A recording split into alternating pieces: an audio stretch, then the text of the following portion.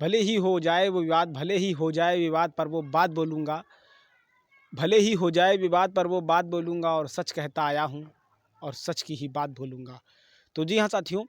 अयोध्या भगवान श्री राम के मंदिर का उद्घाटन होने वाला है, लेकिन इस उद्घाटन से पहले जो जो कोर्ट की प्रक्रिया हुई, जिस तरीके से विधिक प्रक्रिया का जो जो कानूनी प्रक्रिया था उसका पालन किया गया, और उस कानून के पालन के दौरान जो एसआई सर्वे हुआ था, उस एसआई सर्वे में शामिल एक मुसलमान ने जिस तरीके से अपनी गवाही से पूरा का पूरा मामला ही पलट दिया, और इसके बाद में ये साबित हो गया कि उस जो यानी कि जो जिस विवादित जगह का विध्वंस हुआ है, यानी कि जो बाबरी विध्वंस हुआ है, उसके नीचे मंदिर ही था। और ये बात बोलने वाले थे के मोहम्मद, जी हाँ, प्रसिद्ध पुरातत्वविद के मोहम्मद। तो जी हाँ साथियों, पुरातत्वविद के मोहम्मद ने भी उस एएसआई टीम का हिस्सा थे, और उन्होंने अपनी गवाही से कोर्ट में साबित कर दिया था कि अयोध्या में भगवान श्री यानी कि बाबरी मस्जिद बनी हुई है, इसके नीचे भगवान श्री राम का मंदिर ही था।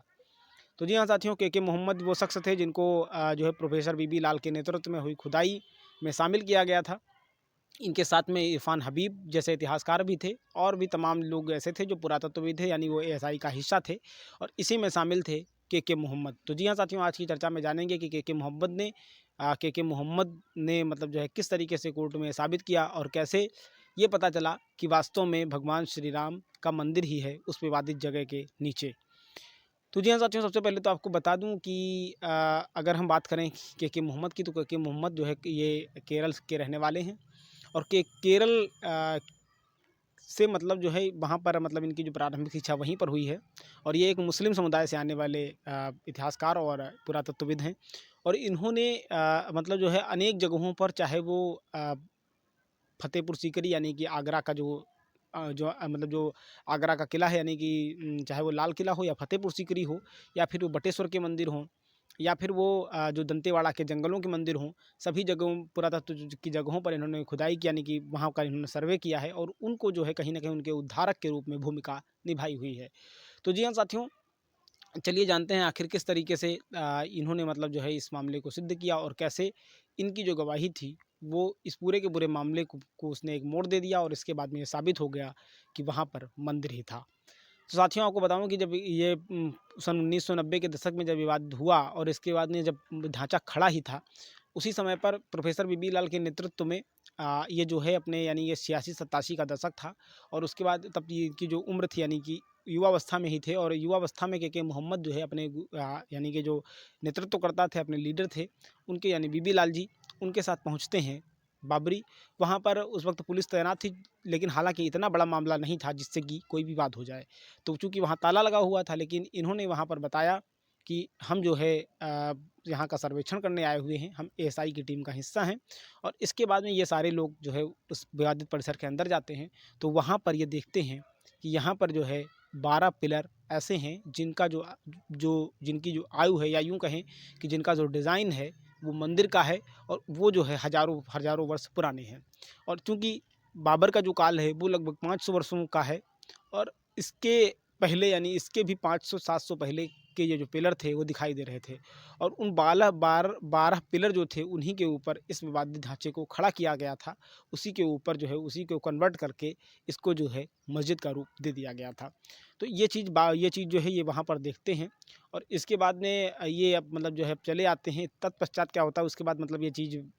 थोड़ा बहुत और विवादों में होती है, अन्य जगहों पर थोड़ी बहुत खुदाई होती है, चूँकि खुदाई के लिए काफ़ी तामझाम होता है, सरकार की परमिशन लेनी होती है, उस स्थानीय लोगों की परमिशन होती है, जैसे कि कोई विवाद ना हो, और वहाँ के मतलब जो वरिष्ठ लोग वगैरह होते हैं, जिला प्रशासन की अनुमति वगैरह होती है। तो ये चीज़ें कुछ थी वहाँ पर, उधर राजनीतिक मामला था ही, तो इस तरीके से उसका जो सर्वे था वो नहीं हो पाया। इसके बाद में ये पूरा का पूरा जो मामला है वो अंततः जब ये साल 90 का दशक आता है, इसके बाद जब कार सेवकों पर गोलीकांड होता है, फिर उसके बाद 92 का साल आता है, तब जब यहाँ का भी विध्वंस वगैरह होता है। और इसके बाद में जब ये चीज़ें हो गई,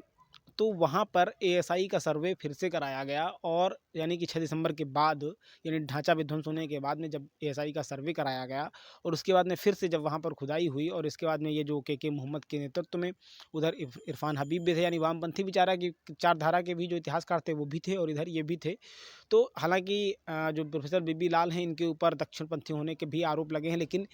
चूँकि इन्होंने कहा कि मैं वही कहूँगा जो एकदम सच होगा, भले ही मेरा धर्म कुछ भी हो, इसके लिए मैं बिल्कुल किसी भी एंगल से खिलवाड़ नहीं करूँगा, क्योंकि ये मेरा कर्म है। और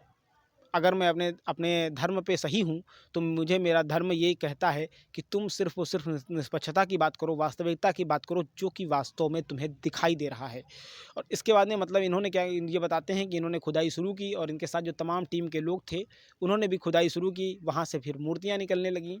उसके अलावा जो जो मंडपाकार पिलर वगैरह होते हैं, वो सब निकले, और ऐसी तमाम चीज़ें वहाँ से निकलीं। और वो तमाम जो मेहराब थे, जो गिरे हुए मेहराब थे, वो भी उस ज़मीन के अंदर से निकले। तो इसके बाद इन्होंने मतलब जो है ये इस चीज़ को कहा वहाँ पर,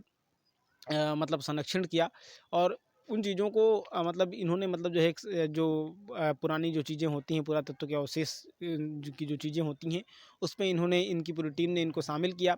और इसके बाद में मतलब ये चीज़ें जो है इन्होंने पूरा का पूरा रियलाइज़ किया, अंतर तक खुदाई की, और खुदाई करने के बाद चाहे वो स्तंभ हों, चाहे वो चक्र हों, चाहे वो मूर्तियाँ हों, चाहे वो पिलर हों, तो ये सभी चीज़ें वहाँ से निकलीं। और इसके बाद में ये चीज़ प्रोफेसर यानी कि जो ये बीबी लाल के नेतृत्व में, और या यूँ कहें कि ये जो इतिहासकार थे, मतलब ये जो के मोहम्मद जी थे, इनके सामने वो चीज़ें साफ-साफ दिखाई दे रही थीं। तो इन सभी चीज़ों का यानी कि पूरा का पूरा जो ये पूरा का पूरा जो ये है, तो इन्होंने मतलब ये पूरा का पूरा जो सर्वे है, इसका इन्होंने बाकायदा ज़िक्र किया हुआ है। अपनी ये किताब है इनकी, मेरा प्यारा भारत। तो इसमें उन्होंने मतलब जो है इसमें उन्होंने अपना पूरा का पूरा जो खुलासा है, उसमें इन्होंने किया हुआ है। और इसके बाद में ये चीज़ चलती रही अंततः जो है, चाहे वो इलाहाबाद हाई कोर्ट, यानी जिला न्यायालय में मामला गया रहा हो, या इलाहाबाद हाई कोर्ट में, या फिर सुप्रीम कोर्ट में, सभी जगहों पर इन्होंने अपना जो पक्ष था, उसको इन्होंने मजबूती से रखा। हालाँकि एक बार तो इनकी लाइफ में एक ऐसा वक़्त आ गया था, जब इनको जो है अपनी नौकरी से भी ऐसा लग गया था कि इनको जो है अपनी नौकरी से हाथ धोना पड़ेगा। क्योंकि हुआ यूँ था कि ये बताते हैं कि एक अखबार को दिए गए इंटरव्यू में इन्होंने बताया था कि हुआ यूँ था कि जब प्रोफ़ेसर भी जो इरफ़ान हबीब जी थे, क्योंकि ऐसा उन्होंने कहा कि प्रोफ़ेसर इरफ़ान हबीब की जो विचारधारा थी, वो कहीं न कहीं कम्युनिस्ट झुकाव की थी। तो उन्होंने मतलब इन चीज़ों को जो है मानने से सिरे से इनकार कर दिया था। और उन्होंने कहा था कि वहाँ पर मतलब पत्रकारों को दिए गए अपने जब जानकारी दी, तो उसमें उन्होंने कहा, इरफ़ान हबीब जी ने, कि वहाँ पर कुछ भी ऐसा नहीं निकला है, और वहाँ पर जो है वहाँ की जो ज़मीन है वो समतल पाई गई है। ये चीज़ अखबारों से होते हुए, अखबारों के द्वारा मतलब जो है इन्होंने भी पढ़ी। तो इन्होंने उस बयान का इन्होंने अगले ही दिन खंडन कर दिया। अब इरफ़ान हबीब चूँकि उनका बहुत ही बड़ा एक कद था उस लेवल पर, तो निश्चित रूप से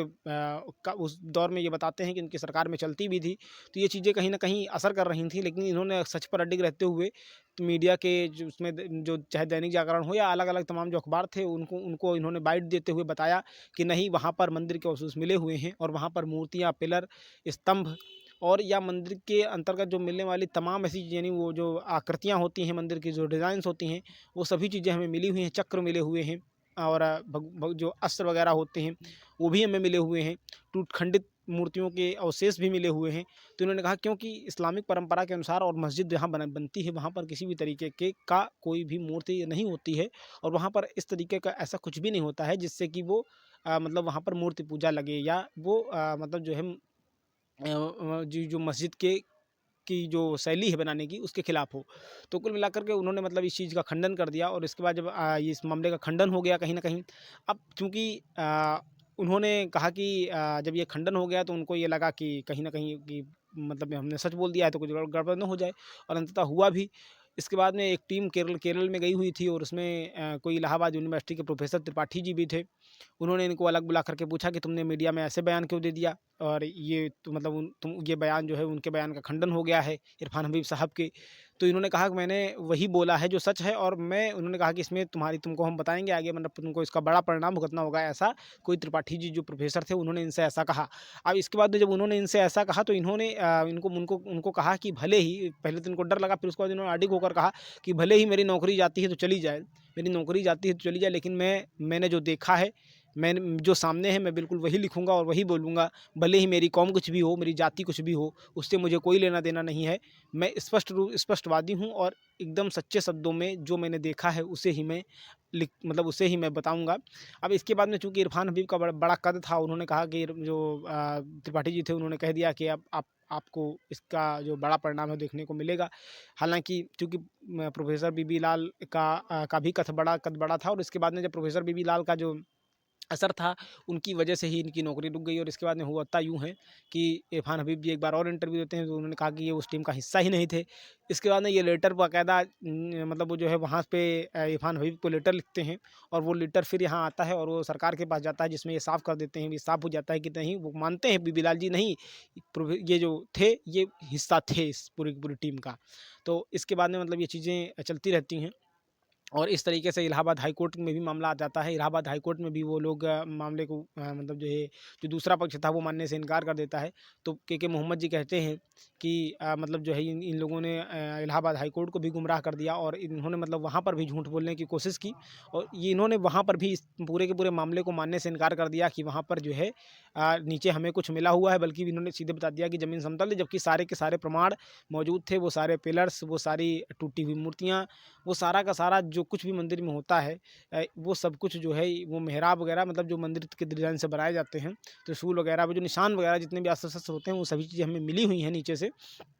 और निश्चित रूप से ये चीज़ें कहीं न कहीं चौंकाने वाली थीं। और इसके बाद में जब इलाहाबाद हाई कोर्ट में भी फैसला आता है, तो वहाँ पे 3 हिस्सों में ज़मीन को बाँटा गया था। और फिर इसके बाद में वहाँ से होते हुए मामला जाता है सुप्रीम कोर्ट, जो आपने अभी देखा है, जिसका फैसला अब आया है। तो इसमें के मोहम्मद की जो गवाही थी, उसे बहुत अहम माना जाता है, क्योंकि ऐसे ही मतलब एक गवाही और हो चुकी थी, वो भी पूर्व में भी एक मुस्लिम थे। उन्होंने मतलब भगवान श्री राम के जब जिस दिन ऐसा कहते हैं कि रामलला प्रकट हुए थे, उस दिन उन्होंने साक्षात दर्शन किया था, और उन्होंने अपने बयान में बताया था कि वो मतलब एक पुलिस वाले थे, तो उन्होंने अपने बयान में बताया था कि मतलब जो है,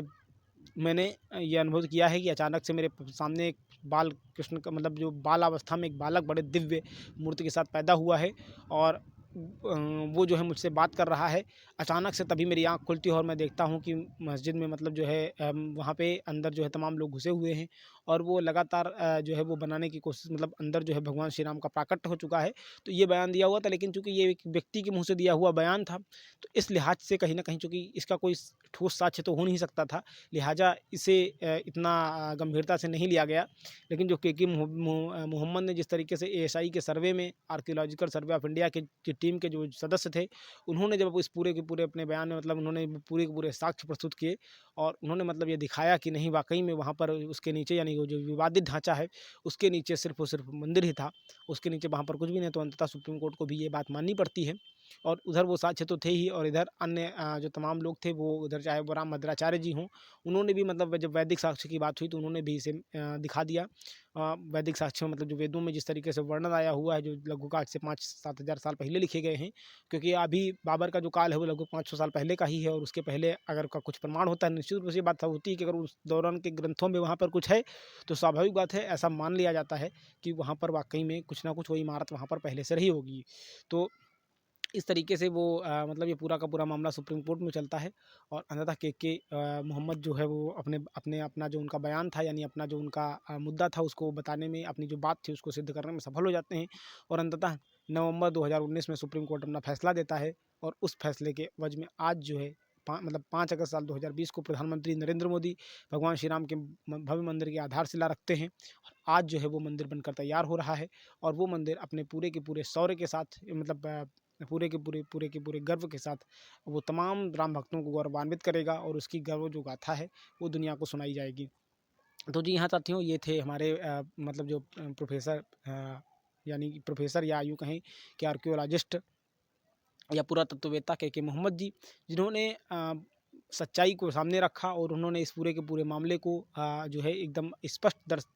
दर्पण से देखा। और जब उन्हें वहाँ पर इस चीज़ को लग गया, वो मीडिया को सामने बताते भी हैं कि हमें मतलब एक बार वो दिखाने भी गए थे कि देखिए यहाँ पर हमें ये मिला था।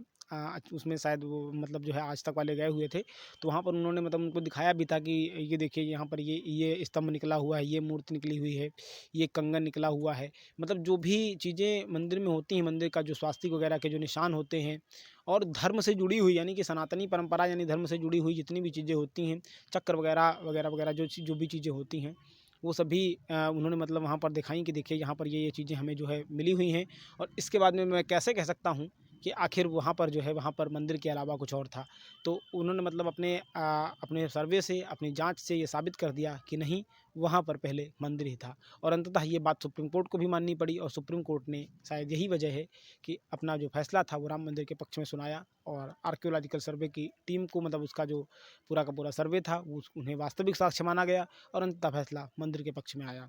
फिलहाल